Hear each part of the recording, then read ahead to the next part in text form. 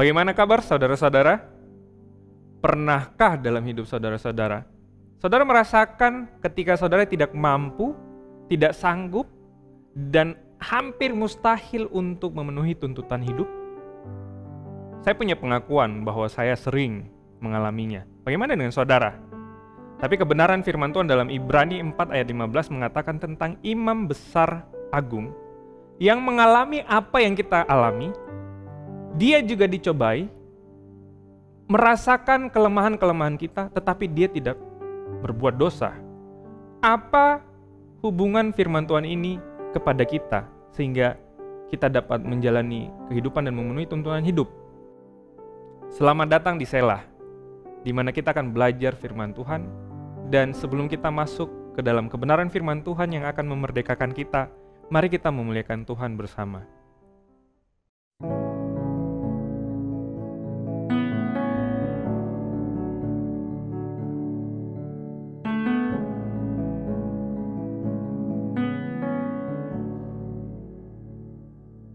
You unravel me with a melody. You surround me with a song of deliverance from my enemy, till all my fears are gone. I'm no longer a slave to fear. I am a child of God. I'm no longer a slave to fear. I am a child of God. From my mother's womb, you have chosen me. Love has called my name. I've been born again into your family. Your blood flows through my veins. I'm no longer a slave to fear. I am a child of God. I'm no longer a slave to fear. I am a child of God.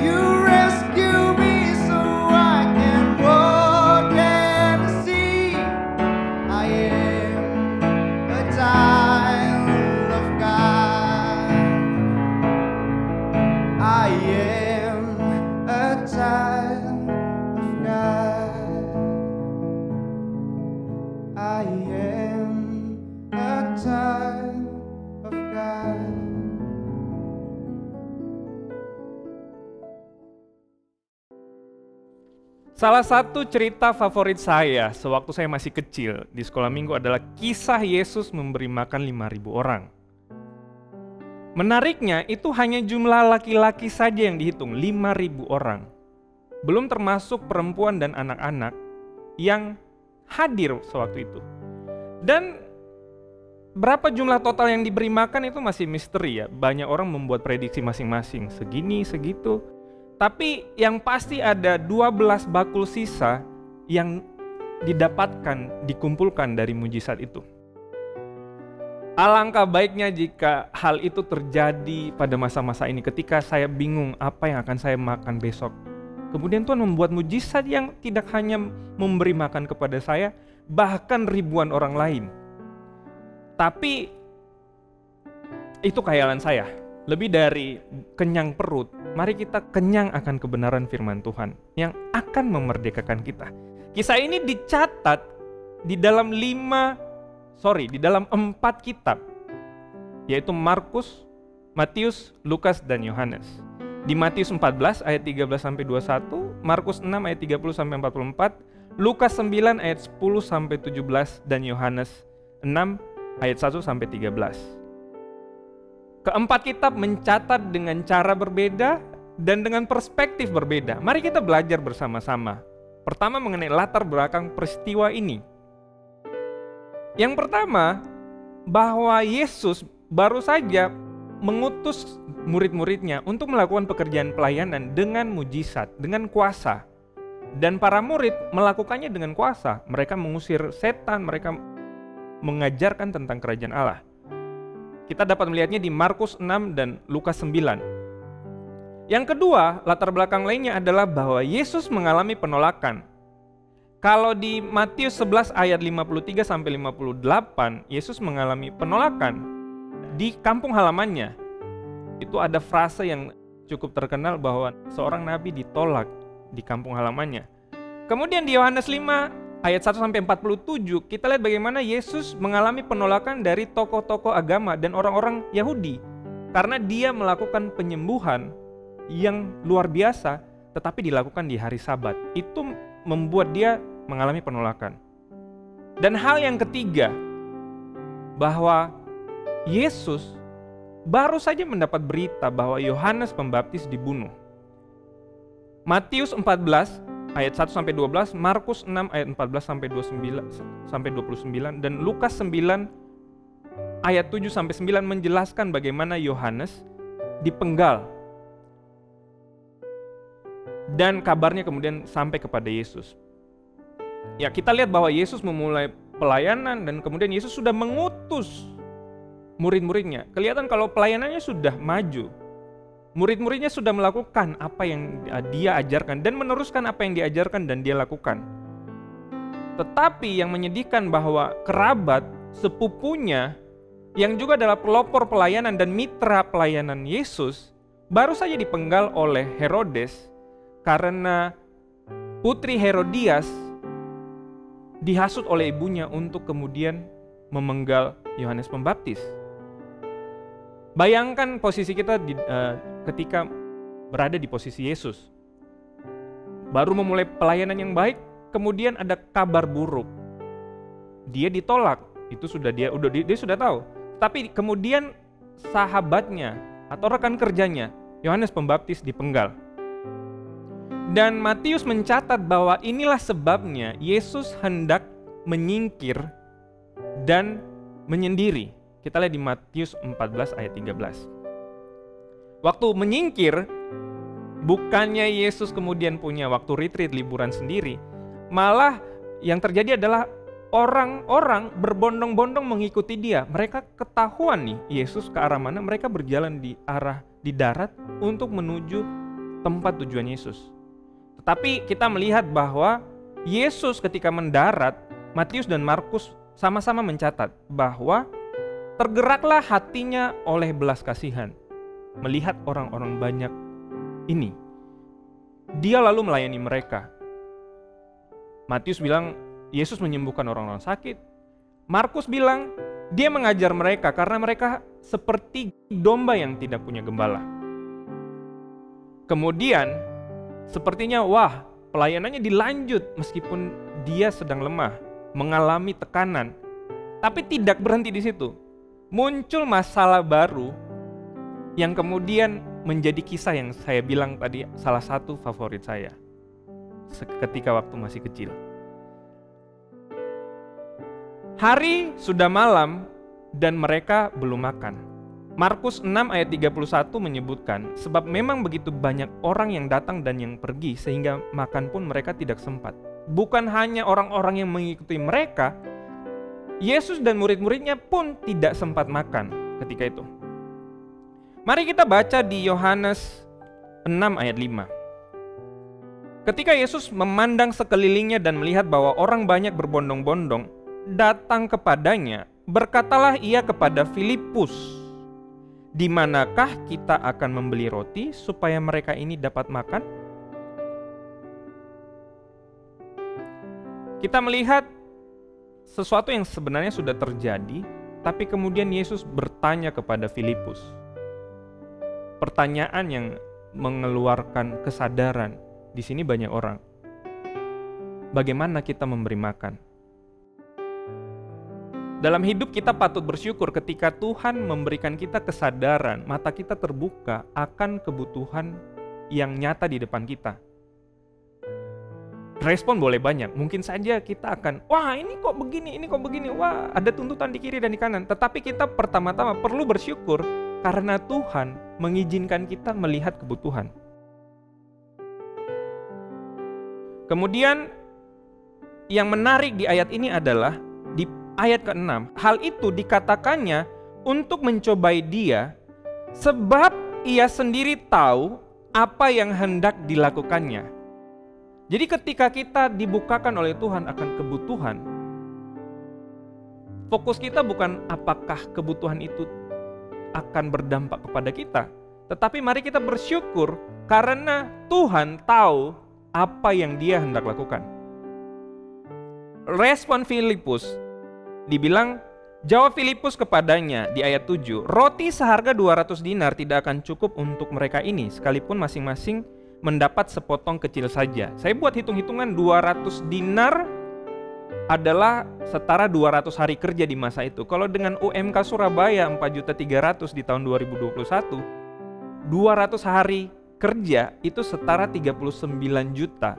Jadi Filipus bilang dengan nalarnya, 39 juta catering untuk orang sebanyak ini tidak cukup. Dan respon itu masuk akal sebenarnya. Kemudian ayat 8, seorang dari murid-muridnya yaitu Andreas saudara Simon Petrus berkata kepadanya, di sini ada seorang anak yang mempunyai 5 roti jelai dan 2 ikan. Tetapi apakah artinya itu untuk orang sebanyak ini? Kemudian kita lihat bahwa Andreas punya respon, di sini ada. Tapi apa artinya? Seperti Filipus dia menjawab dengan nalarnya dan dengan fakta yang ada di depannya. Tapi kita ingat kembali, Yesus bertanya karena dia tahu apa yang dia hendak lakukan. Respon Yesus adalah menyuruh mendudukkan mereka. Kita baca, kata Yesus, suruhlah orang-orang itu duduk.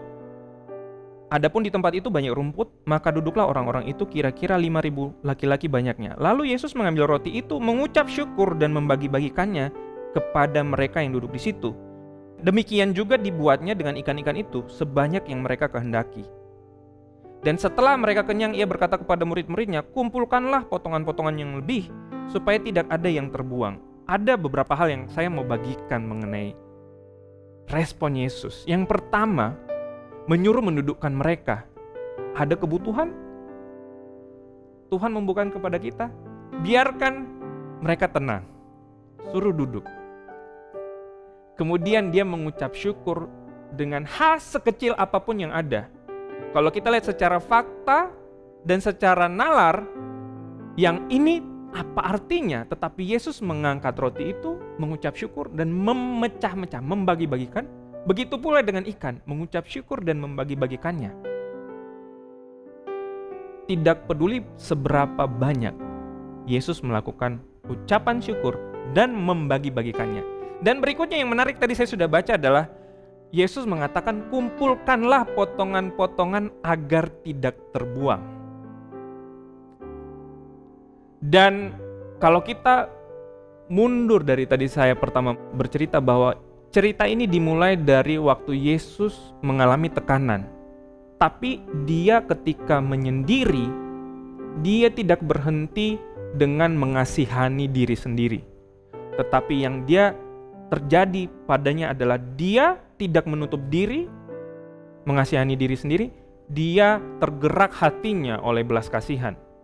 Dia mensyukuri apa yang ada dan membagikan apa yang ada padanya meskipun sedikit, dan dia tidak membuang. Ketika saya mempelajari kebenaran ini, respon saya adalah saya cukup usil, saya bilang, oh itu Yesus, itu bukan saya. Apa relevansi firman Tuhan ini kepada saya? Sebenarnya respon saya itu ada benarnya, tetapi bukan kebenaran, saudara-saudara. Karena bahkan di masa sulit, Tuhan rindu memakai saudara dan saya untuk memberkati orang lain, untuk menjadi berkat bahkan di dalam kesukaran, bahkan di masa sulit. Bahkan ketika kita sudah perlu retreat dan menyendiri, tetapi Tuhan rindu kita menjadi berkat. Dia rindu memakai kita, saudara-saudara. Lalu bagaimana? Kembali lagi, pertanyaan muncul terus. Intinya saya tidak paham, intinya saya tidak mampu. Saya dengar cerita ini, saya sedikit tahu kalau itu juga adalah bagian saya untuk menjadi berkat. Tapi bagaimana? Kan ini masa-masa sulit, masa-masa sukar. Kembali ke pernyataan saya di depan. Dialah imam besar agung kita, yang mengalami apa yang kita rasakan, kelemahan-kelemahan kita. Bedanya adalah dia tidak jatuh, dia tidak berdosa. Justru itulah solusi dan jawaban dan kelegaan bagi saudara dan saya. Ibrani 4 ayat 15 dan 16. Sebab imam besar yang kita punya bukanlah imam besar yang tidak dapat turut merasakan kelemahan-kelemahan kita. Sebaliknya sama dengan kita, ia telah dicobai, hanya tidak berbuat dosa. Sebab itu, marilah kita dengan penuh keberanian menghampiri tahta kasih karunia, supaya kita menerima rahmat dan menemukan kasih karunia untuk mendapatkan pertolongan kita pada waktunya. Ketika kita hendak merespon kerinduan Tuhan untuk menjadi berkat yang melimpah bagi orang lain, ketika kita berfokus pada diri kita sendiri, ketika kita berfokus kepada fakta-fakta di sekeliling kita, dan kita mulai bernalar, kesimpulan kita akan sama seperti Andreas, sama seperti Filipus, sama seperti murid-murid lain. Apa artinya? Ini sedikit tidak cukup. Tetapi ketika berfokus kepada Kristus, kita berani datang. Kita datang dengan penuh keberanian menghampiri tahta kasih karunia. Kita perlu catat di sini bahwa tahta Kristus adalah tahta kasih karunia. Dan di sana kita akan menerima rahmat. Jika kita jatuh dan berbuat dosa, berbuat salah, disitulah tahta ketika kita mendapatkan rahmat, kemurahan dari pelanggaran-pelanggaran kita, dan menemukan kasih karunia untuk mendapatkan pertolongan pada waktunya. Justru di waktu-waktu yang sukar itu, ketika kita merespon akan panggilan Tuhan, Tuhan menyediakan anugerah bagi kita yang memampukan kita untuk hidup benar, berkenan, dan sempurna bagi Allah. Mari kita berdoa.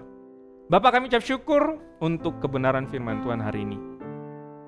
Jika kami melihat fakta, kami akan sepakat bahwa kami tidak cukup, kami tidak mampu. Apa yang kami punya terlalu kecil dengan panggilan Tuhan yang besar bagi hidup kami. Tetapi kami tahu Tuhan membuka mata kami melihat fakta dan apa yang terjadi di sekitar kami, kebutuhan-kebutuhan, bukan supaya mengintimidasi kami, Tuhan. Tetapi Tuhan tahu apa yang Tuhan hendak lakukan. Dan kami mau membuka hati kami, Tuhan, karena Tuhan hendak melakukan sesuatu dalam kehidupan kami. Kami buka hati kami, untuk berkata, ya Tuhan ini aku, pakailah aku, supaya aku menjadi berkat bagi sekelilingku, supaya aku menjadi berkat bagi sekitarku. Bahkan di masa-masa sukar, bahkan ketika ada kehilangan, ada penolakan, ada kekurangan, dan bahkan ketika kehilangan orang yang kukasihi, aku menjadi berkat, bukan karena kekuatanku sendiri, tetapi karena aku menerima rahmat dan anugerah dari tahta kasih karunia-Mu. Terima kasih Tuhan untuk firman-Mu. Berkati setiap jemaat-Mu yang mendengar, biar kebenaran firman ini memerdekakan setiap kami Tuhan, dan membuat kami efektif untuk Tuhan pakai di tengah-tengah hidup kami. Di dalam nama Tuhan Yesus kami berdoa. Amin. Tuhan Yesus memberkati.